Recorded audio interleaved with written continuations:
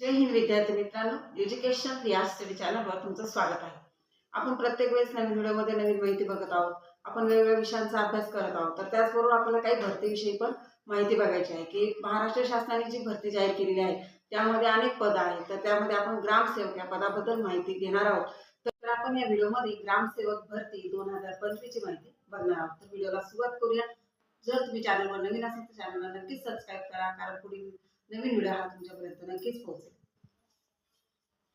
आता ग्रामसेवक भरती 2025, तर पदाचं नाव आहे ग्रामसेवक। मग ग्रामसेवक भरतीसाठी काय काय अपेक्षित आहे, तर हा विभाग एक आहे ग्राम विकास विभाग, महाराष्ट्र शासन या विभागामधून हे पद उपलब्ध आहे। त्यानंतर शैक्षणिक पात्रता, आता ग्रामसेवक या पदासाठी शैक्षणिक पात्रता आहे 12वी उत्तीर्ण आणि MSCIT हे अगदी गरजेचं आहे।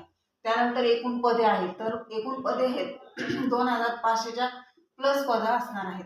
त्यानंतर वयोमर्यादा, ग्रामसेवक या पदासाठी वयोमर्यादा असणार आहे 18 ते 38 वर्ष आणि त्याचबरोबर मागासवर्गीयांसाठी जी सवलत आहे ती पण इथे लागू होत आहे।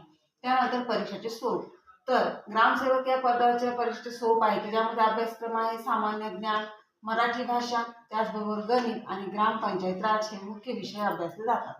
त्यानंतर याची निवड प्रक्रिया, तर निवड प्रक्रिया ही ग्रामसेवक पदासाठी असते ऑनलाईन परीक्षा आणि त्याचबरोबर त्याची ऑनलाईन परीक्षा झाल्यानंतर त्याचबरोबर त्याची कागदपत्र पडताळणी देखील होते।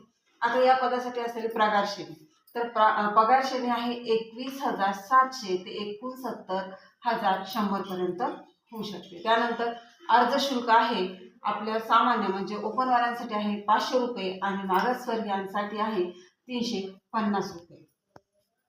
तर विद्यार्थी मित्रांनो, आजचा व्हिडिओ कसा वाटला लाईक व कमेंट करून नक्कीच सांगा। चॅनलवर नवीन असाल तर चॅनलला निश्चित सबस्क्राइब करा। जय हिंद।